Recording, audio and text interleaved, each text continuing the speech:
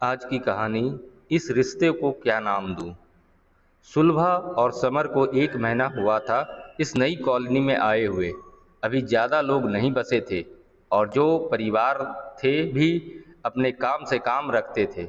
हाँ, पड़ोस की लता आंटी अवश्य सुलभा को सचेत कर गई थी, किसी भी अनजान व्यक्ति के लिए दरवाज़ा न खोलें। समर के माता पिता का देहांत हो चुका था। अपनी आगे की पढ़ाई उसने अपने बुआ के यहाँ रहकर की थी। फिर बैंक में नौकरी लगने के बाद सुलभा से उसका परिचय हुआ था। सुलभा उसे पहली नज़र में भा गई थी। सुलभा की माँ का देहांत बचपन में ही हो गया था। माँ विहीन संतान को पिता ने अपने स्नेह से सींचा था। सुंदर होने के साथ साथ उसमें संस्कारों का भी मिश्रण था। पिता की तबीयत खराब होने के कारण उसे बैंक में कुछ कागजी कार्रवाई के लिए आना पड़ता था। समर की सहायता से समस्त कार्य निर्विघ्न रूप से हो गया, लेकिन प्रेम का अंकुर दोनों के ही हृदय में प्रस्फुटित हो चुका था। सुलभा के पिता ने सहर्ष इस विवाह के लिए सहमति दे दी थी। कुछ रिश्तेदार की मौजूदगी में दोनों परिणय सूत्र में बंध गए थे। जीवन निर्बाध गति से चल रहा था। शादी के 1.5 सालों में नोक झोंक के सिवा और कोई झगड़ा नहीं था। इस बीच दो घटनाएं घटी। सुलभा के पिता हृदय गति आने से काल के गर्त में समा गए और समर का स्थानांतरण हो गया। दिल्ली में कुछ दिन तो घर व्यवस्थित करने में लग गए। आसपास का शांत माहौल सुलभा को बेहद सुकून देता। उस दिन बुधवार था। समर के ऑफिस जाने के बाद घरेलू कार्यों को निपटाकर सुलभा बरामदे की आराम कुर्सी पर बैठी मैगजीन के पन्ने पलटने के साथ ही अपने विचारों में खोई थी कि तभी एक आहट ने उसे चौंका दिया। कुछ घबराहट और लता आंटी की हिदायत को ध्यान में रखते हुए सुलभा ग्रिल खोलकर गेट तक आई। पहली नज़र में वो सुलभा को माँ जैसी लगी, लेकिन अगले ही पल अपनी आवाज़ को कठोर बनाते हुए उसने आने का कारण पूछा। महिला ने उत्तर दिया, उसका नाम निर्मला देवी है, दिल्ली में ही रहती है, किसी काम से बाहर गई थी, आज ही वापस लौटी है। स्टेशन पर ट्रेन लेट होने की वजह से उसके बेटे समय पर नहीं पहुंचे। वह अकेली घर जाने के लिए निकली और रास्ता भटक गई। उम्र बढ़ने के साथ याददाश्त कमजोर हो गई है, कुछ देर बाद याद आ भी जाता है। सुलभा का मन पसीज गया। गेट खोलकर उन्हें बरामदे की कुर्सी पर बैठाया और एक ट्रे में पानी और मिठाई लेकर आई। निर्मला जी ने एक मीठी मुस्कान के साथ सुलभा को देखा। सुलभा के साथ बातें करते हुए वह काफ़ी सहज हो चली थी, लेकिन सुलभा का दिमाग कहीं और ही दौड़ रहा था। उसने मोबाइल से समर को संदेश भेज दिया कि वो जितनी जल्दी हो सके घर आ जाए। संदेश मिलते ही समर आधे दिन की छुट्टी लेकर 3:45 तक घर पहुंचा। तब तक सुलभा और निर्मला जी दोपहर का खाना निपटा चुकी थी।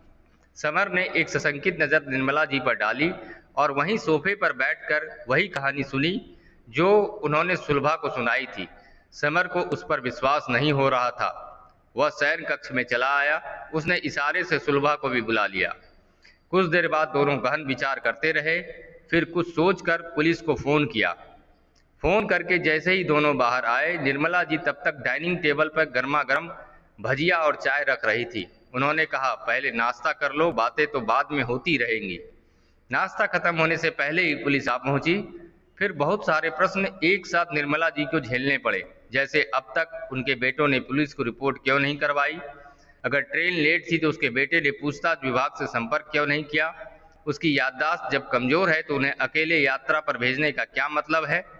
इतने सारे प्रश्न और जवाब देही से निर्मला जी घबरा कर रोते हुए कहने लगी कि वह चोर नहीं है, उन्हें सच में कुछ याद नहीं आ रहा है, वह सुबह तक यहाँ से जरूर चली जाएगी। सुलभा से उसका रोना देखा ना गया। उसने पुलिस वालों से कहा, हम सुबह खुद ही उन्हें छोड़ आएंगे। पुलिस चली गई, लेकिन समर अभी भी असमंजस में ही था। रात का खाना भी निर्मला जी ने आग्रह करके खुद ही बनाया और परोस कर खिलाया भी। एकल गृहस्थी करते हुए सुलभा और समर को ये सुख नहीं मिला था, इसलिए उन्हें भी अच्छा लगा। सुबह 7:30 बजे समर की आंखें खुली। सुलभा अभी तक सो ही रही थी। वह हड़बड़ा कर उठा और दूसरे कमरे में निर्मला जी को न देखकर उसका शक और पुख्ता हो गया। उसने सभी कीमती चीज़ों पर सरसरी निगाह डाली। सब चीज़ें यथास्थान पर ही थी। वह बागीचे में गया तो ठगा सा रह गया। निर्मला जी फूल चुन रही थी। लज्जित होकर वह अंदर आ गया। तब तक सुलभा भी उठ गई थी। नाश्ते के बाद उन्हें निकलना था। जाते समय निर्मला जी रोने लगी। उन्हें सुलभा से जो स्नेह हो गया था। सुलभा की भी आंखें भर आई। समर के साथ गाड़ी में बैठकर वह रास्ता बताती जा रही थी। एक बार फिर संदेह का बीज समर के मन में पनपा कि वह कहीं याददाश्त जाने का नाटक तो नहीं कर रही थी। एक गली के मुहाने पर उन्होंने कार रोकने के लिए कहा और बोली, मैं यहाँ से चली जाऊंगी। समर की इच्छा थी कि एक बार उसके भरे पूरे परिवार को देखे। कम से कम इनके बेटे को तो एक बार हमारा धन्यवाद करना चाहिए। निर्मला जी चुपचाप एक और बढ़ने लगी। समर ने भी कार मोड़ दी, लेकिन कुछ दूर जाने पर उसका मन नहीं माना और उसने कार वहीं मोड़ दी और वहां उसने निर्मला जी को छोड़ा था। समर कार से उतरकर पैदल ही एक और चलने लगा। रास्ता वहीं खत्म होता था, इसलिए वह बढ़ता गया। अचानक उसके कदम ठिठक गए। जिस तरह से घर का वर्णन निर्मला जी ने किया था, वह एक वृद्धाश्रम था। गेट खुला हुआ था। समर आगे बढ़ा, तभी बागीचे में एक बेंच पर उसने निर्मला जी कई वृद्धाओं को घिरी हुई दिखाई दी। वह ध्यान से उनकी बातें सुनने लगा। निर्मला जी बोल रही थी, मैंने झूठ बोला, लेकिन एक दिन मैंने अपने बचे हुए दिनों की सारी खुशियां पाली। मेरे बेटे ने तो बोझ समझ मुझे यहाँ ला पटका, एक बार हालचाल भी नहीं लेते। कल दुखी मन से मैं यहाँ से चली गई थी, लेकिन सुलभा और समर ने मेरी अतृप्त इच्छाओं को पूरा कर दिया। पर एक ही दुख है, मैंने उन भले लोगों से झूठ बोला, उन्हें धोखा दिया। इतना कहकर वह रोने लगी। समर की भी आंखें भर आई। वह आगे बढ़ा और निर्मला जी के कदमों के पास बैठ गया। अचानक समर को सामने देख वो चौंक गई। समर ने कहा, किसने कहा आप बोझ हैं? मुझे और सुलभा को आपकी जरूरत है। अब आप हमारे साथ ही रहेंगे, किसी अनाम रिश्ते के साथ नहीं, बल्कि हमारी माँ बनकर।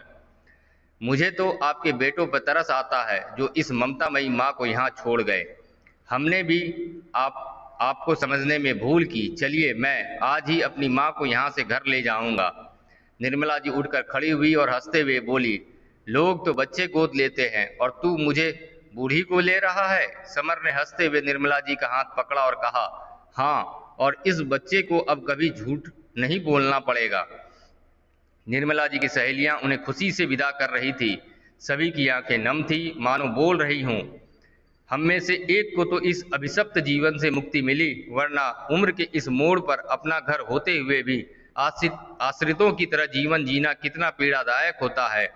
निर्मला जी सुलभा से मिलने को बेचैन थी। समर ने भी गाड़ी की रफ्तार तेज कर दी थी। दोस्तों, कहानी कैसी लगी कमेंट करके अवश्य बताएं। धन्यवाद।